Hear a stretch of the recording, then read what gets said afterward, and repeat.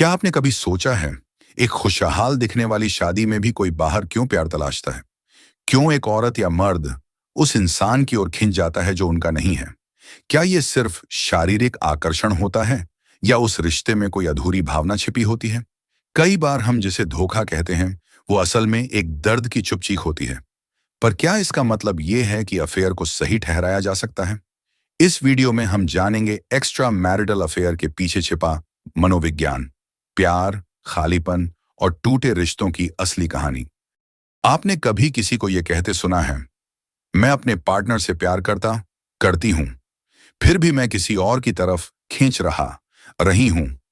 शायद ये सुनकर गुस्सा आता है, या दुख, या फिर डर। लेकिन इस सवाल के पीछे एक ऐसी सच्चाई छुपी होती है जिसे हम अक्सर नजरअंदाज कर देते हैं।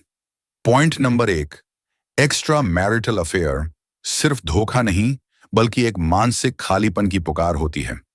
कई बार लोग शादी में होते हुए भी किसी तीसरे इंसान की तरफ खींच जाते हैं, क्योंकि वो अपने रिश्ते में इमोशनल कनेक्शन मिस कर रहे होते हैं।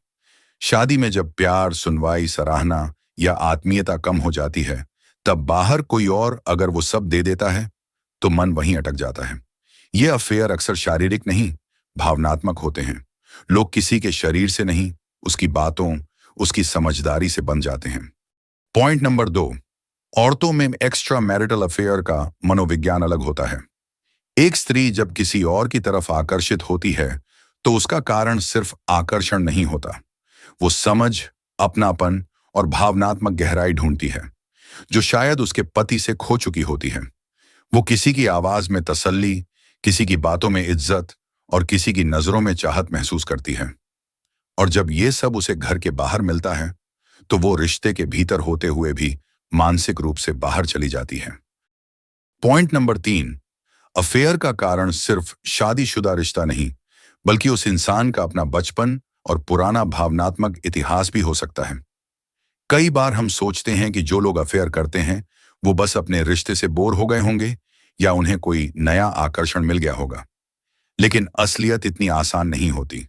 बहुत से मामलों में जो लोग शादीशुदा होते हुए भी किसी और की ओर खींचते हैं, उनके अंदर कहीं कोई पुराना जख्म, कोई अधूरी जरूरत या बचपन से चला आ रहा भावनात्मक खालीपन छुपा होता है।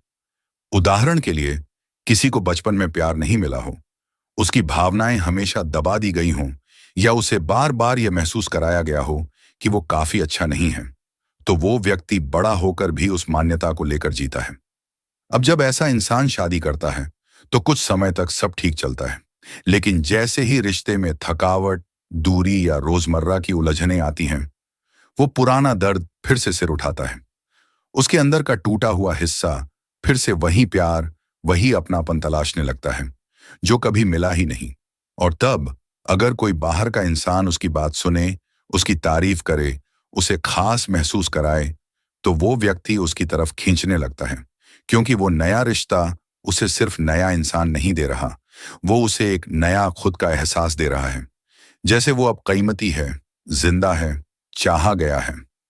यह अफेयर असल में बेईमानी नहीं होता। ये एक टूटे हुए अंदरूनी हिस्से की चीख होती है, जो कह रहा होता है, क्या मुझे भी कोई सच में प्यार करेगा? इसलिए जब हम किसी को अफेयर में फंसा देखते हैं, तो जरूरी है कि हम सिर्फ उनका व्यवहार न देखें, बल्कि उसके पीछे की मनोवैज्ञानिक जड़ें समझें।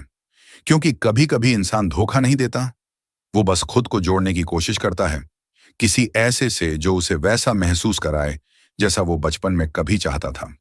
होती। पॉइंट नंबर 4, अपराध बोध और फंसाव, अफेयर में फंसे लोगों की सच्चाई। जब हम अफेयर की बात करते हैं, तो अक्सर लोग सोचते हैं कि जो इंसान किसी और से जुड़ गया, वो बहुत खुश होगा, मजे में होगा, अपनी मर्जी से सब कर रहा होगा। लेकिन सच्चाई ये है कि ऐसा बहुत कम होता है। असल में ऐसे लोग दो दुनियाओं में फंस जाते हैं। एक तरफ वो रिश्ता है जिसे उन्होंने कभी दिल से चुना था, और दूसरी तरफ वो इंसान है जिससे अब उनका दिल जुड़ रहा है। इन दोनों के बीच झूलना आसान नहीं होता। अंदर ही अंदर एक बहुत गहरा अपराध बोध पलता है। वो खुद से सवाल करते हैं, क्या मैं गलत कर रहा हूं? अगर ये बात सामने आ गई तो क्या होगा? क्या मैं वाकई किसी से प्यार करता हूं, या मैं सिर्फ अकेलेपन से भाग रहा हूं? और सबसे बड़ा सवाल, मैं किसे छोड़ूं और किसे अपनाऊं? अक्सर ऐसा होता है कि वो न तो अपने पार्टनर को पूरी तरह छोड़ पाते हैं और न ही उस नए रिश्ते को पूरी तरह जी पाते हैं। इससे उनके अंदर एक अजीब सी इमोशनल गिल्ट और मेंटल एग्जॉशन बनने लगती है। बाहर से चाहे वो मुस्कुराएं, लेकिन अंदर से वो टूटते जा रहे होते हैं। कभी रात को अकेले में रोते हैं, कभी खुद को कोसते हैं, कभी खुद से बचने की कोशिश करते हैं। ऐसा इंसान अक्सर कंफ्यूज्ड, थका हुआ और मेंटली ड्रेन्ड होता है। वो दोनों तरफ खुशियां बांटना चाहता है, लेकिन असल में वो खुद के अंदर ही खो जाता है। इसलिए जरूरी है कि हम सिर्फ यह ना सोचें कि उसने अफेयर किया यानी वो गुनहगार है, बल्कि ये भी समझें कि कई बार गुनाह करने वाला खुद ही भीतर से सजा काट रहा होता है। पॉइंट नंबर 8, अगर रिश्ता टूट गया हो तो क्या करें? अगर आपके साथ किसी ने बेवफाई की है या आपका रिश्ता अफेयर की वजह से टूट चुका है, तो सबसे पहली बात, अपने आप को दोष देना बंद करें। बहुत से लोग सोचते हैं, काश मैं थोड़ा और प्यार करता, काश मैं खूबसूरत होता, काश मैं उसे रोक पाता। लेकिन सच ये है, कोई इंसान अगर अफेयर करता है तो जरूरी नहीं कि आप में कोई कमी थी। कभी कभी वो खुद अपनी अधूरी जरूरतों, अपनी उलझनों और अपने भूतकाल से लड़ रहा होता है। अब जब रिश्ता टूट गया है तो खुद को एक नई शुरुआत की इजाजत दें। उसी दर्द को अपनी ताकत में बदलें। अगर जरूरत हो तो थेरेपी या काउंसलिंग लें। अपनी सेल्फ वैल्यू को फिर से महसूस करें। और सबसे जरूरी, जब अगली बार किसी को दिल दें तो पुराना जख्म साथ लेकर मत चलिए, क्योंकि जिंदगी में हर अंत के बाद एक नई कहानी शुरू हो सकती है। बस आपको खुद पर फिर से भरोसा करना होगा। जरूरी नहीं कि हर रिश्ता टूटे या हर मोहब्बत गलत मोड़ ले, लेकिन आज के रिश्तों में जो सबसे बड़ा खतरा बन चुका है वो है एक्स्ट्रा मैरिटल अफेयर। ये सिर्फ एक इंसान की भावनाओं को तोड़ता है, बल्कि दो परिवारों, बच्चों और आत्मसम्मान को भी गहरी चोट पहुंचाता है। लेकिन इसका मतलब ये नहीं कि हम सिर्फ एक को दोषी ठहरा दें या किसी को जज करें। इंसानी रिश्ते बेहद जटिल होते हैं और कई बार जिंदगी की परिस्थिति, भावनात्मक दूरी या समझ की कमी इंसान को भटका देती है। इसीलिए जरूरत है समझदारी से रिश्तों को संभालने की। अगर आप किसी रिश्ते में हैं तो सबसे पहले अपने पार्टनर से खुलकर संवाद करें। अपने मन की बातें, तकलीफें, चाहतें और इच्छाएं समय समय पर शेयर करें। चुप रहना, घुटना या सिर्फ निभाते जाना, ये भावनात्मक दूरी को बढ़ाते हैं, जो आगे चलकर किसी तीसरे इंसान के लिए जगह बना देते हैं। दूसरा, रिश्ते को बोझ नहीं, एक टीम वर्क समझें। कोई भी रिश्ता परफेक्ट नहीं होता, लेकिन अगर दोनों पार्टनर कोशिश करें तो उसे खूबसूरत बनाया जा सकता है। कभी अपने पार्टनर को सिर्फ उनकी गलतियों के लिए न आंकें, बल्कि उस रिश्ते को बचाने के लिए खुद में भी सुधार लाने की कोशिश करें। तीसरा, अगर कभी कोई और इंसान आपकी भावनाओं को समझता दिखे और आप उसमें खिंचाव महसूस करें, तो एक पल ठहर कर सोचें, क्या ये असल भावनात्मक जुड़ाव है या सिर्फ मौजूदा रिश्ते से भागने की एक वजह? क्या आप अपने घर, बच्चों, रिश्ते और अपने ही आत्मसम्मान को सिर्फ एक आकर्षण के लिए दांव पर लगा रहे हैं? अंत में, रिश्तों में ईमानदारी, समझ और संवेदनशीलता ही वो नींव है जो किसी भी रिश्ते को लंबे समय तक टिकाए रखती हैं। एक्स्ट्रा मैरिटल अफेयर एक विकल्प नहीं, बल्कि एक चेतावनी है कि आपके रिश्ते में कुछ ठीक नहीं चल रहा। और अगर आप वाकई अपने रिश्ते को बचाना चाहते हैं तो भागने की नहीं, उससे जूझने की जरूरत है।